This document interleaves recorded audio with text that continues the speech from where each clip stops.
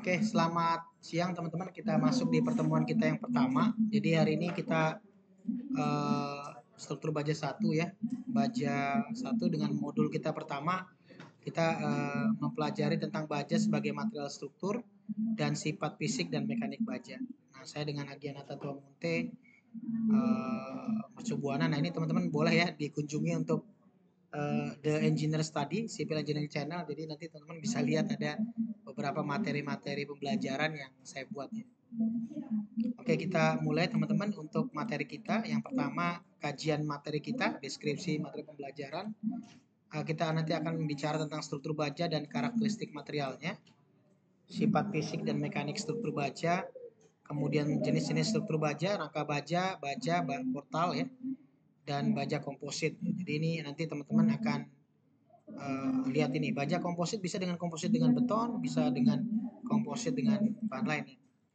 Kemudian nanti kita bicara tentang sedikit tentang tahapan desain struktur baja dan pembuatan pada struktur dan soal dan pembahasan ya. Oke, yang pertama kita lihat dulu untuk materinya ya, untuk ini ya, ke bawah tadi. Oke. Nah, kita lihat dulu untuk struktur baja dan karakteristik materialnya. Baja yang akan digunakan dalam struktur dapat diklasifikasi menjadi baja karbon, ada baja paduan rendah, mutu tinggi, baja mutu tinggi, dan baja paduan. Nah, di mana sifat-sifat mekanik dari baja tersebut seperti tegangan leleh dan regangan putusnya diatur dalam ASTM A6 dan A6M. Jadi nanti teman-teman bisa lihat untuk aturan daripada bahwa baja itu ada tegangan leleh dan tegangan putusnya. Jadi ada yieldnya sama, ada yang dia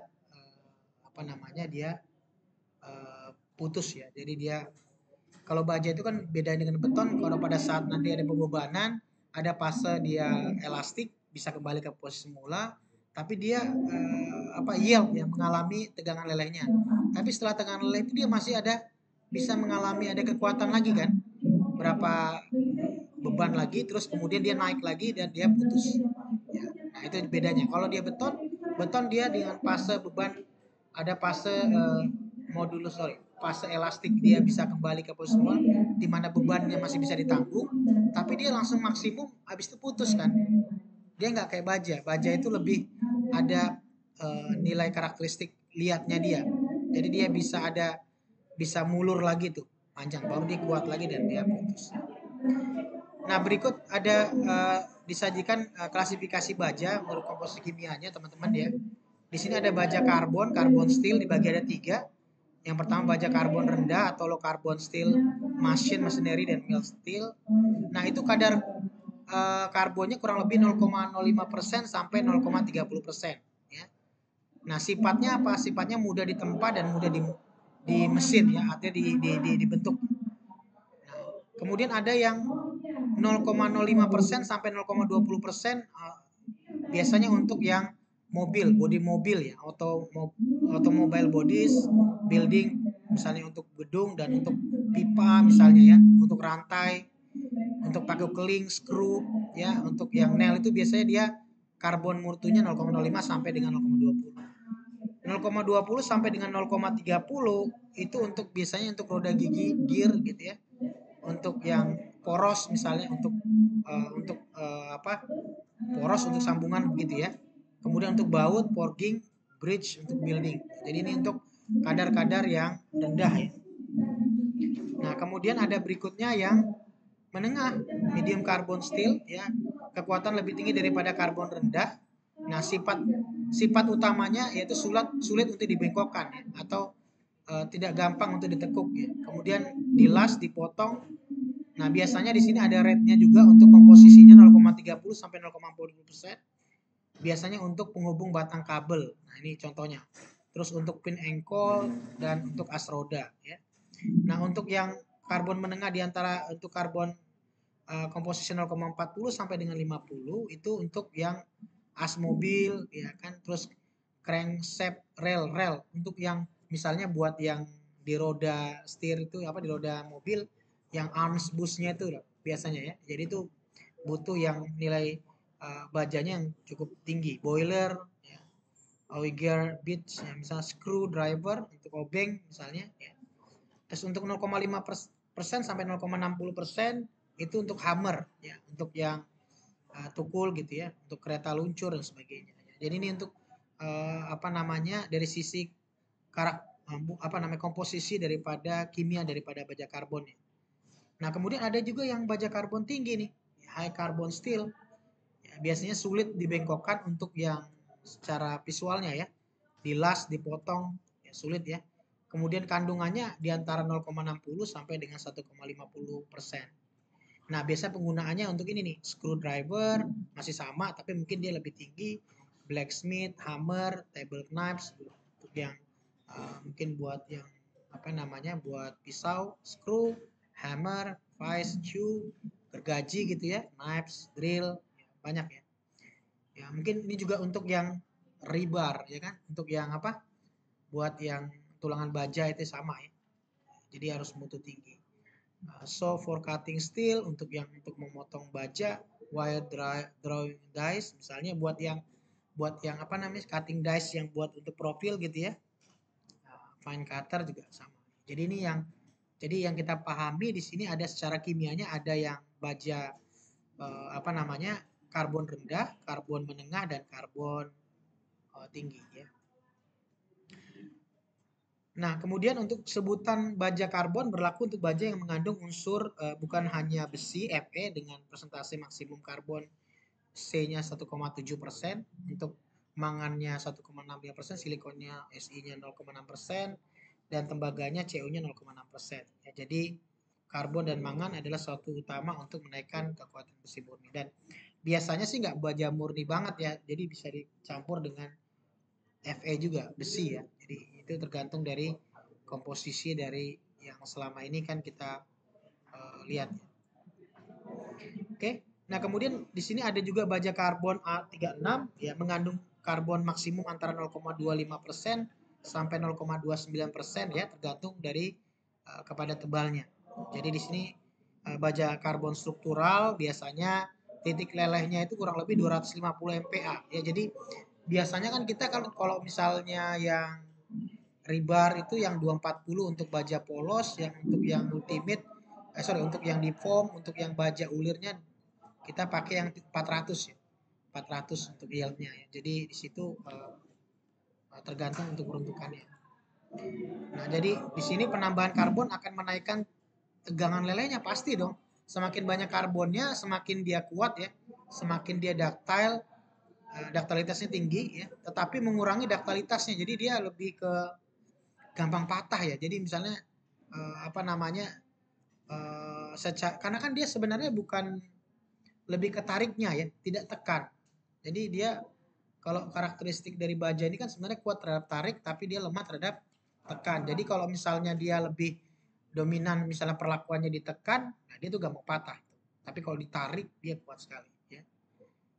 Nah sehingga lebih sukar dilas, yang termasuk baja karbon A36. Ya. Nah kalau kita lihat teman-teman di sini ada gambar grafiknya nih, ya.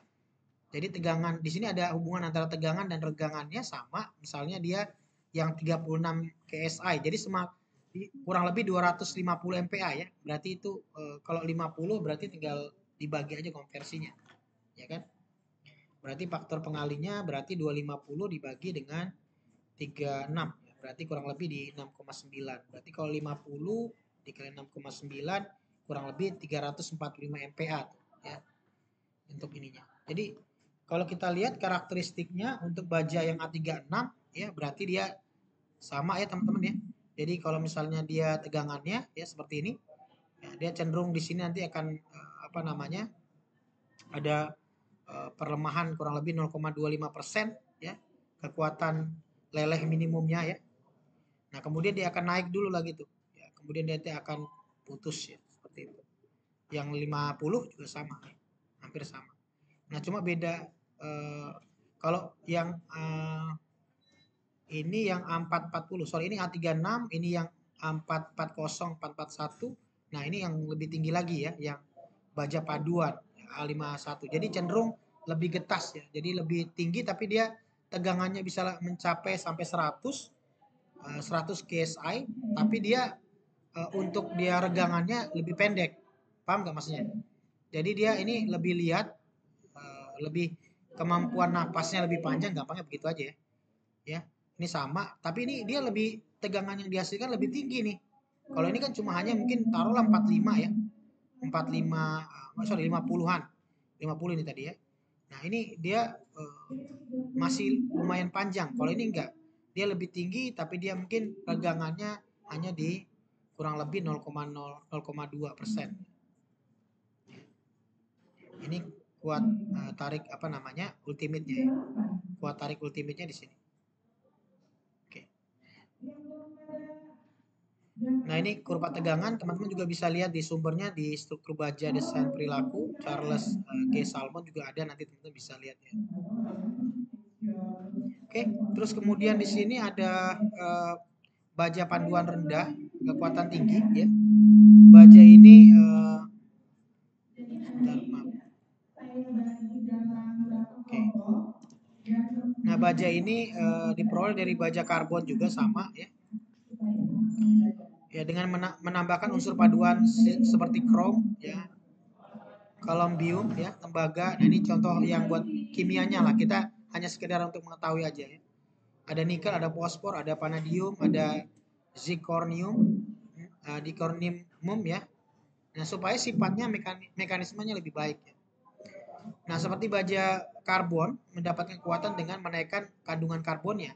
Nah, tegangan lainnya berkisar antara 40 KSI sampai 70 KSI. Jadi kurang lebih 275 MPa dan 480 MPa ya. Jadi cukup tinggi ya. Nah, pada gambar nanti di sini terlihat bahwa B ya, nanti akan kita lihat. Nah, termasuk baja panduan rendah kekuatan tinggi ini adalah A242, ini kodenya ya teman-teman ya. Nanti biasanya di baja itu ada kodenya 4242, A441 yang tadi ya. Yang ini tadi. Yang ini tadi.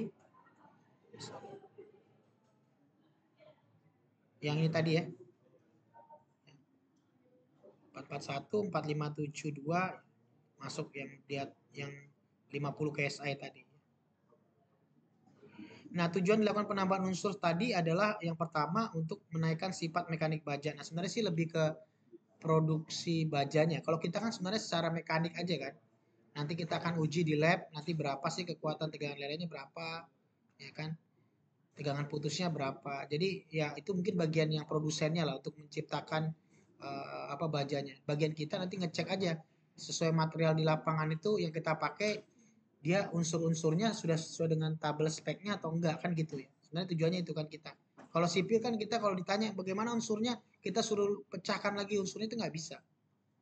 Hanya mengetahui bahwa oh itu ada tambahan ini doang. Tapi kalau misalnya kita mengetahui unsur kimianya seperti apa, ininya yaitu orang chemis ya, bukan kita. Benar nggak? Lah benar kan? Iya kan?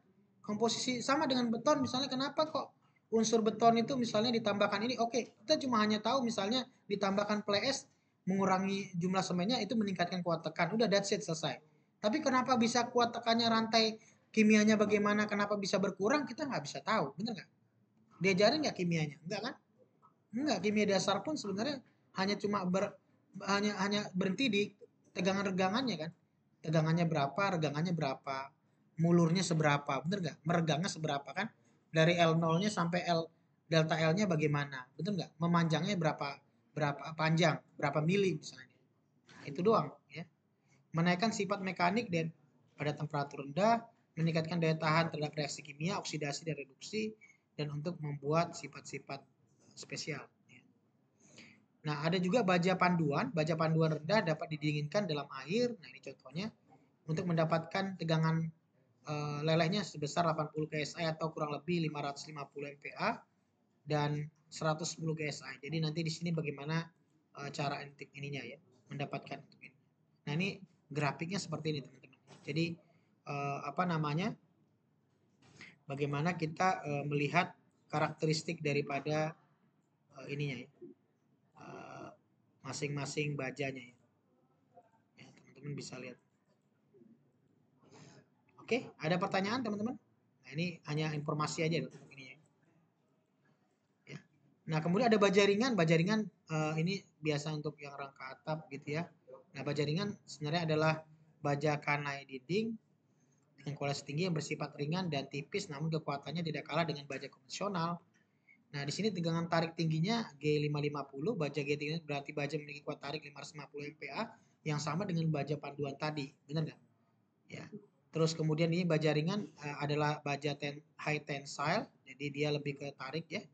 Jadi G50 minimum yieldnya strength-nya 5.500 kg cm persegi dengan standar bahan ASTM ini JIS G3302 dan SGC 570. Nah, untuk melindungi material baja mutu tinggi dari korosi harus diberikan lapisan pelindung coating ya yang harus memadai ya. Jadi ini kalau baja ringan ya pastinya sudah pasti tahan terhadap karat ya. Jadi di sini ada ditambahkan juga untuk yang coatingnya ya.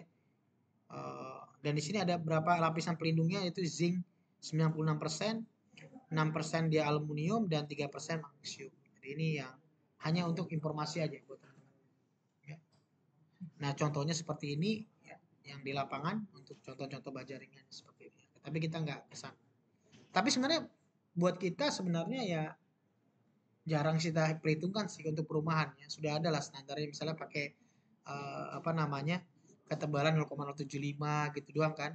Tinggal kita atur jarak spannya berapa, dianggap kuat ya kan. Untuk baja ringan itu ya jarang kan. Yang penting kan kita yang penting siku-sikuannya itu ya, segitiganya yang tadi batang-batangnya tadi udah oke, memenuhi, udah kita tinggal pasang ya. Oke, untuk mengetahui sifat mekaniknya, nah kita beralih ke sifat mekanik pengujian tarik benda ujinya. Nah, teman-teman bisa lihat seperti ini dengan beberapa gaya tarik dari benda uji yang sampai putus ya. Nah, teman-teman udah pernah menguji nih? Sudah? Belum? Nah, harusnya sih di uh, material bahan ya. Harusnya sih ada sih. Ada ya? Udah pernah? Ah, benar. Biasanya sih kuat tarik sih biasanya yang rebar ya kita uji ya. Yang biasanya baja rebar yang ulir itu yang kita uji. Nah, biasanya begini teman-teman ya. Jadi kondisi pertama yang A itu kondisi bahan benda uji kita. Misalkan ya di sini ada yang biasanya kita jadi titik poin untuk pengujian kita yang L-nya ya. Terus untuk yang ketebalan daripada pengujian untuk itu kita asumsi di sini dengan D0 ya. Ya, seperti itu. Nah, ketika nanti di B1, di B ini, nanti udah kita berikan perilaku tarik ya. Nah, perilaku tarik kita berarti nanti akan berubah tuh. Berarti ada L ditambah dengan delta L ya, perpanjangannya. Benar nggak? Dari awalnya yang L ini menjadi L ditambah dengan delta L. Dan untuk dia punya diameter untuk baja sendiri akan berkurang jadinya sampai dia mengalami putus ya. Jadi D1-nya seperti ini nantinya akan mengecil, akhirnya mengecil dan akhirnya putus ya. Yang C ini udah indikasi bahwa pada saat kuat tariknya maksimum, maka dia akan putus ya. Ini ya, jadi ini tahapannya seperti ini teman-teman. Jadi ini yang pertama dengan uji tarik tadi ya. B tadi dan C-nya, B dan C-nya ini bersifat lihat ductile, masih bisa menahan, artinya beban yang diberikan masih baja kita masih mampu untuk menahan. Dan yang D itu adalah bersifat rapuh atau getas.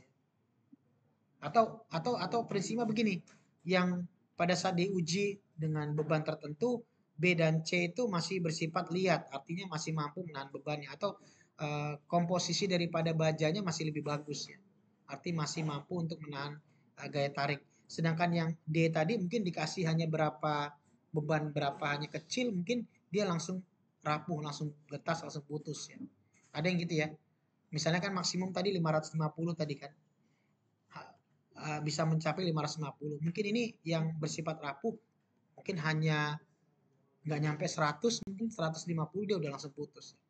Jadi dia sangat getas sekali. Oke. Nah, kemudian gambar 8 tadi ini ujinya tadi. Nah, di sini ada regangan yang terjadi biasanya sih dibatasi 2%. Ibaratnya untuk yang regangan ya. Nah, titik-titik penting di kurva tegangan regangan di sini ada FP itu batas proporsional, FE itu batas elastik, di mana fasenya nanti bahan itu masih bisa kembali ke posisi semula dengan beban yang diberikan. Ya. Kemudian ada tegangan lele atau tegangan lele atas dan bawah, FY itu ya. Berarti dia tegangan lele itu berarti dia putus, sorry, lele ya, dia mencapai beban maksimumnya dia berapa, itu tegangan lelenya. Tapi ada tegangan ultimate, jadi tegangan putusnya dia. Jadi bedanya FU dan FY, FY itu ibaratnya semacam indikator udah crack, ya kan? Tapi kalau FU itu lebih yang putusnya, hancurnya. Kan beton itu kan ada yang dia crack dulu nih. Nah, crack aja sebenarnya udah fail kan. Tapi dia ada putus dia. Atau ada hancur. Maksudnya tuh udah roboh. Bener nggak? Nah, itu jadi bedanya di situ. ESH itu regangan saat mulai terjadi strain hardening atau penguatan regangan. Harusnya di mekanika bahan harusnya dapat ya. Yang begini, saya cuma hanya mengulang aja nih teman-teman ya. Jadi koreksi kalau saya salah mungkin. Boleh ya? Oke, kemudian titik-titik ini membagi kurva tegangan regangan menjadi beberapa daerah. Teman-teman bisa lihat ya. Jadi daerah linear atau titik 0 ke FP nanti ada di situ ya. Delta L sama dengan P dikali dengan L dibagi dengan EA atau hukum Hooke berlaku. Hukum Hooke itu di mana fase elastis masih terjadi ya. Jadi beban yang bekerja masih dalam fase elastisnya atau fase di mana bahan itu masih mampu untuk menahan bahkan kembali ke bentuk semula. Paham nggak maksudnya? Jadi misalnya ada mistar dibebani sesuatu, dia masih melentur aja tuh, dia nggak patah, tapi dia diangkat, dia balik lagi, gitu ya. Beda kalau misalnya kita taruh, misalnya mistar, dia udah patah, dia nggak bisa balik lagi. Nah itu fasenya fase plastis ya. Ya, di mana P per A itu F itu sama dengan P per A tegangan, itu berarti beban dibagi dengan persatuan luas, regangan epsilonnya itu ya sama dengan delta L dibagi L regangan, E-nya berarti F dibagi dengan E. Ini yang modulus atau modulus elastisitas. Nah, ini jadi ini ya teman-teman ya.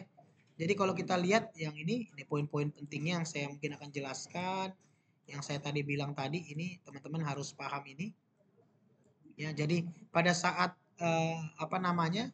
Beban tertentu misalkan ya dari 0 beban tertentu tegangan tertentu 0 misalnya ya nanti sampai di sini masih fase elastik nih bener nggak ya kan sampai sini mungkin boleh nah tapi setelah itu ditambahkan lagi bebannya dia sampai di fase yieldnya jadi di sini sudah mulai leleh nih leleh artinya dia udah batas kekuatan dia ya kan tapi bisa dibebanin lagi nih ya kan ada strain hardening namanya nanti kan. Nah, dibebanin lagi, dibebanin lagi, dibebanin lagi. Nah, dia naik lagi tuh. Nah, di sini baru fase ultimate-nya dia. Ya, dia putusnya di sini. Ya. Maksudnya maksimumnya dia, baru dia putus. Ya. Nah, FU ini dia di 0,2%. Ya. Gitu ya teman-teman ya. Jadi nanti teman-teman bisa lihat tuh di pada saat pengujian baja nanti teman-teman harus komparasi dengan untuk ini ya. Oke. Nah, itu yang apa namanya bagaimana secara ininya ya kurvanya ya, untuk mekaniknya pengujian. Oke itu teman-teman kemudian nah ini seperti ini tegangan fase elastiknya makin diperjelas lagi teman-teman ya jadi kalau kita lihat untuk kurvanya E-nya regangan di 0,02% ya ini masih di fase apa namanya FV-nya tadi ya terus di elastik terus kemudian ini masih di daerah elastiknya ya yang ini ya masih fasenya masih kembali ke posisi semula terus ini daerah plastiknya ya teman-teman ya. Nah di sini dikatakan bahwa daerah elastik dari 0 dan Fe beban yang bekerja pada benda uji dihilangkan ya. Nah di sini sama ya jadi ini penjelasan daripada tadi. Ya. Nah di sini ada beberapa yang umum kita gunakan untuk sifat mekanik baja yang biasa ya teman-teman ya. Di sini menurut SNI kita SNI 03/17/29/2002 teman-teman nanti bisa lihat di sini tegangan putus minimum, tegangan leleh minimum, dan pergangan minimum. Jadi biasanya untuk dikatakan misalnya BJ-nya berapa nanti? BJ 34. Berarti dia tegangan putusnya 340, tegangan leleh minimumnya 210, pergangannya 22%. Biasanya yang baja 37 sama baja 41 ya. Biasanya ini ya 37, 370, FY-nya 240, terus kemudian pergangannya 20%. BJ-nya 41, 410 untuk FU-nya, terus kemudian FY-nya 250. Nanti biasanya kalau misalnya teman-teman ikutin masukin di sub nanti ini harus keluar. Nah, sifat-sifatnya di sini SN ini 1729 2002. Teman-teman nanti lihat modul ilustrasinya 200.000 biasanya. Modus gesernya 80.000 MPa. Nisbah Poissonnya mu-nya sama 0,3, koefisien muainya alfanya 12 kali 10 pangkat 6 derajat Celcius. Nah, ini beberapa aplikasinya teman-teman untuk rangka baja, biasanya untuk yang atap rangka begini ya. Biasa untuk pabrik, teman-teman ya. Biasa untuk juga mungkin di area-area apa namanya? Museum atau apa gitu ya, yang limit lah misalnya gitu ya. Yang atau bandara gitu ya. Biasanya ada ya beberapa ya. Ya, ini atap gudang, atap pabrik, terus stadion begitu ya bisa ya. Terus kemudian ada yang atap rumah ya, atap baja rangka gitu untuk baja ringan misalnya untuk rumah gitu ya, rumah tinggal ya, untuk yang bisa juga untuk pabrik juga bisa ya. Kemudian ada yang bangunan portal. Nah, bangunan portal ya tergantung, biasanya juga ada beberapa mall, beberapa bangunan pabrik ya, biasanya ya ada biasa pakai baja WF gitu ya, baja Habib, atau misalnya buat apa namanya kanopi misalnya, main entrance gitu ya. Nah, biasanya pakai hanging lagi ya. Kayak di Plaza Indonesia ini sama ya. Kemudian ada yang jembatan rangka misalkan gitu ya. Jembatan rangka, jembatan penyeberangan orang ya, apa namanya? JPO ya. Nah, itu ada kan. Terus kemudian jembatan balok biasanya seperti ini. Biasanya dia antar sungai biasanya ya. Di Samarinda tuh kemarin saya lihat juga di Tenggarong ya. Kemarin juga sama, atau kalau di Depok ini ada juga nih. Depok ya, di Juanda itu ada tuh 2 jembatan. Teman-teman bisa lihat ya. Atau yang menara untuk sutet seperti ini biasanya ya aplikasinya. Nah, oke, itu terus teman-teman kita masuk yang berikutnya, ada ASD, metode ASD yang teman kita mungkin di depan kita akan lebih detailkan lagi.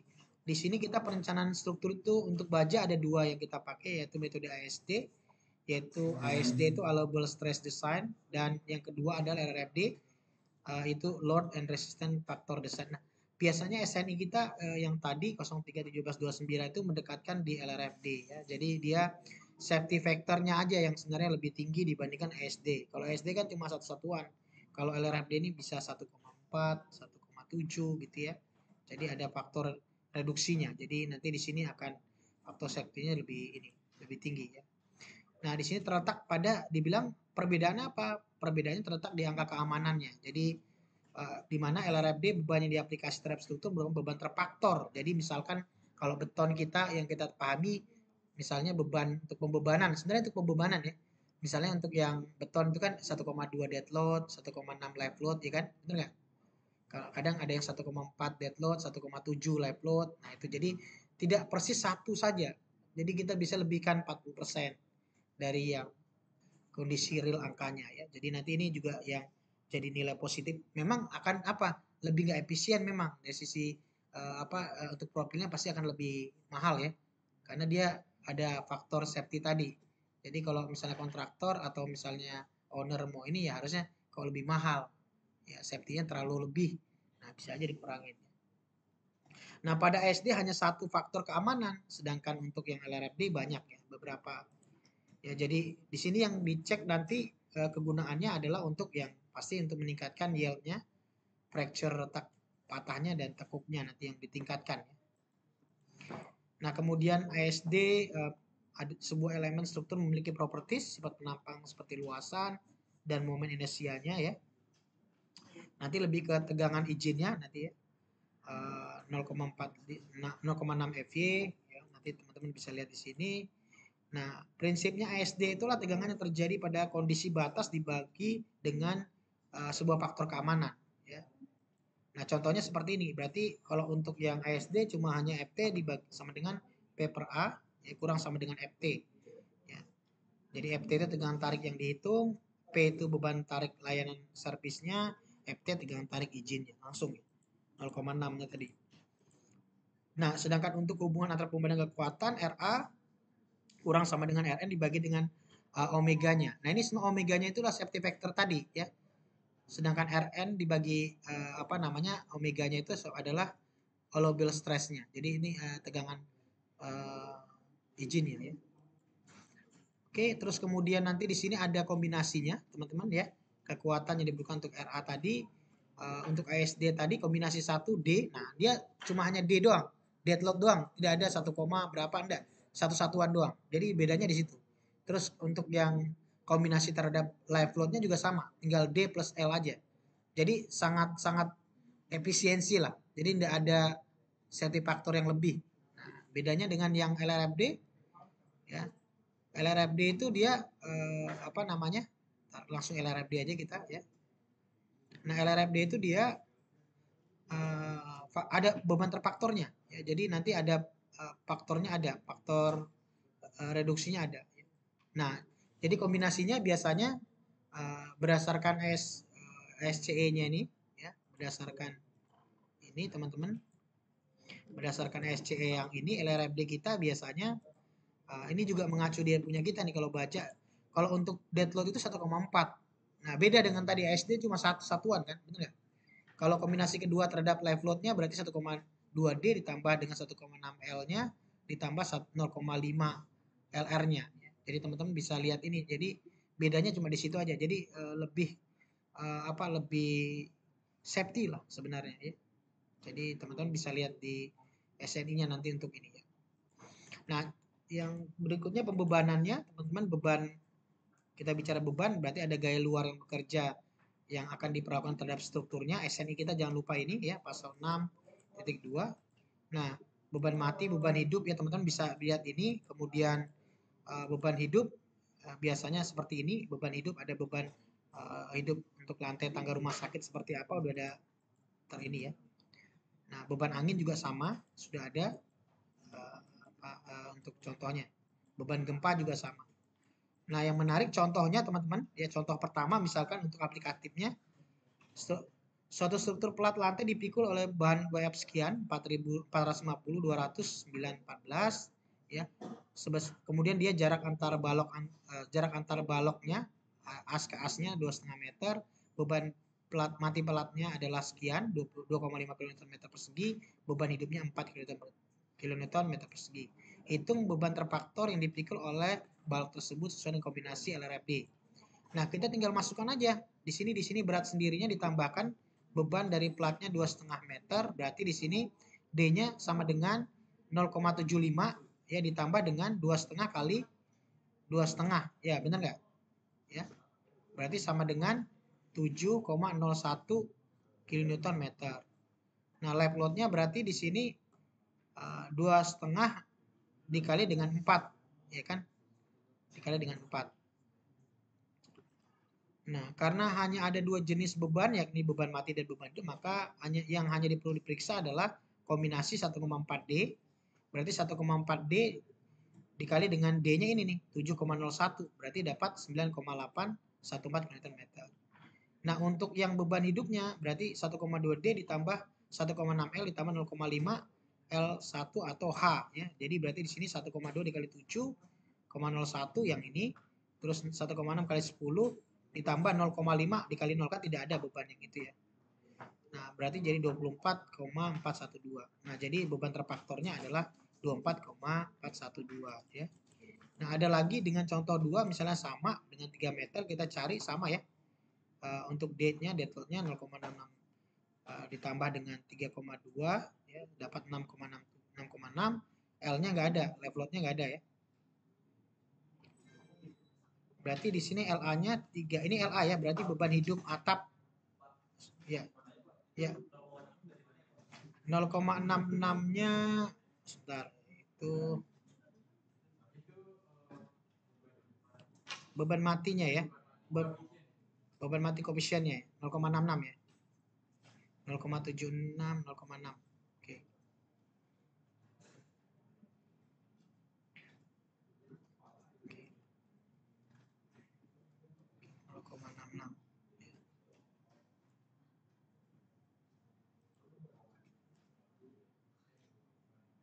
Oke, 0,6 kombinasi ya. Berarti dead load ya, dia asumsi sama dia ya.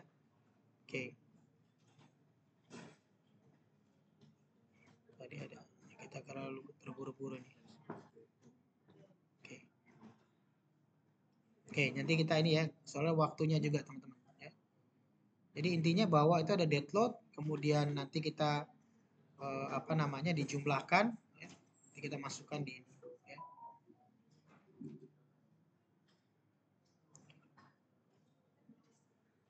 Oke.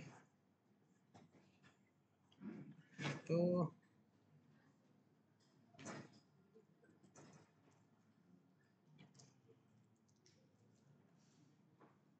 Oke, nah itu dapat 0,76 yang untuk itunya ya, dead load-nya. Ya. Dikali dengan 2,5 kali ini. Oke, mungkin ini berat sendirinya mungkin juga ya, termasuk 0,76 ya tadi ya. Nah, terus L-nya dapat 2,5. Ini tadi ya.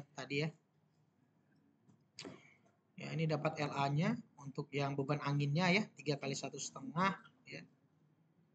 Sorry, LA-nya berarti yang 1,5 yang untuk yang ini ya, untuk yang beban hidup atapnya ya. Terus yang untuk yang W-nya untuk beban anginnya ya. Dikalikan dengan jaraknya ya. Ya. Jadi jaraknya karena kan di kilonewton meter kan, ya. Oke. Nah, itu ya. Terus kemudian nanti dapatkan nilainya, kita masukkan pembebanannya sampai 5 ya. Jadi nanti bebanannya sampai